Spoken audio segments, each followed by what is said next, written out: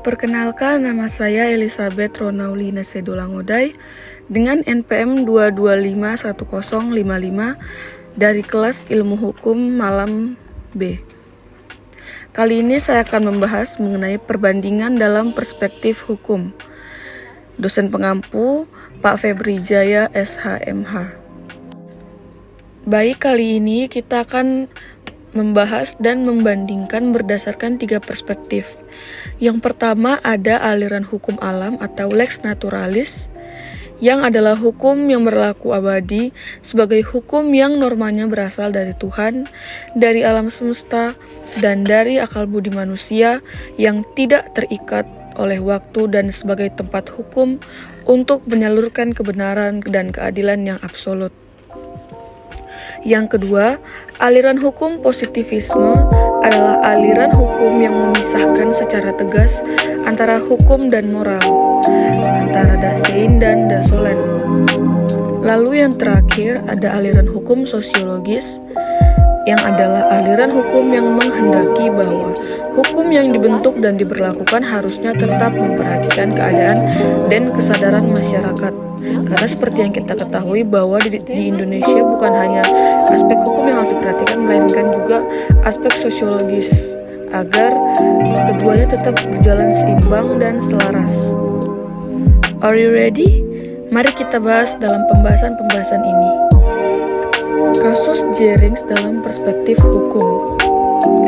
I. Gede Ari Astina alias Jerings ditetapkan sebagai tersangka atas dugaan pencemaran nama baik terhadap IDI atau Ikatan Dokter Indonesia yang mengatakan bahwa IDI adalah kacung WHO di sosial media, dan atas kasus tersebut ia akhirnya mendekam di penjara.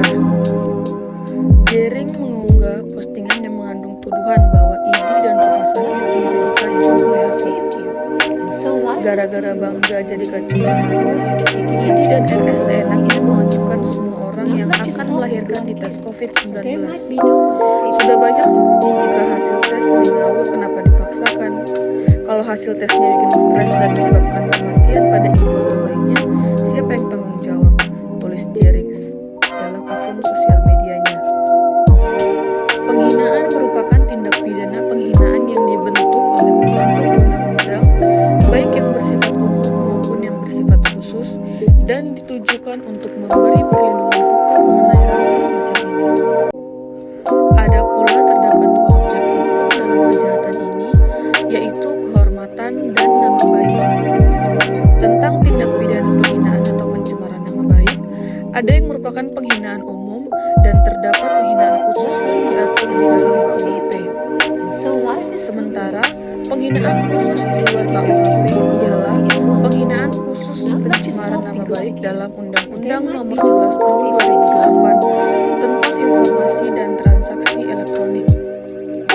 Dalam Undang-Undang ITE Nomor 11 Tahun 2008, satu diantaranya merupakan tindak pidana penghinaan khusus, dimuat dalam pasal 27 ayat 3 yang menyatakan bahwa setiap orang dengan sengaja dan tanpa hak mendistribusikan dan atau mentransmisikan dan atau membuat dapat diaksesnya informasi elektronik dan atau dokumen yang memiliki muatan penghinaan dan atau pencemaran nama baik.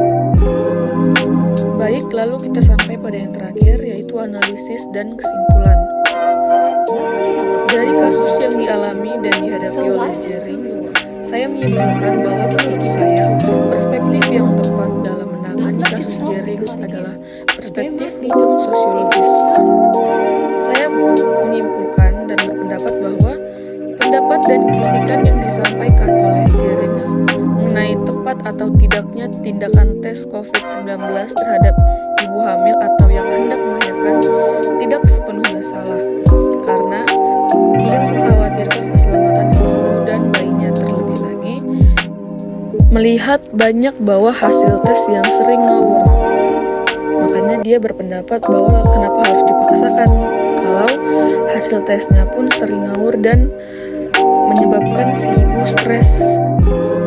Ada baiknya kedua belah pihak yang bersangkutan mau untuk berbincang dan berdiskusi lebih jauh mengenai efektivitas tes COVID-19 untuk ibu hamil dan mempertimbangkan hal-hal yang sekiranya dapat dan harus diperhatikan. Seperti yang dikatakan sebelumnya bahwa melihat banyak tes COVID-19 yang kurang efektif sehingga menyebabkan hal-hal yang tidak diinginkan oleh si ibu. Maka sebaiknya pihak rumah sakit pun lebih memperbaiki tindakan dan penanganan terhadap ibu hamil sehingga hasil tes COVID-19 ini dapat memberikan pengaruh yang baik terhadap si ibu yang hendak melahirkan dan tidak memberikan rasa khawatir dan gelisah terhadap masyarakat.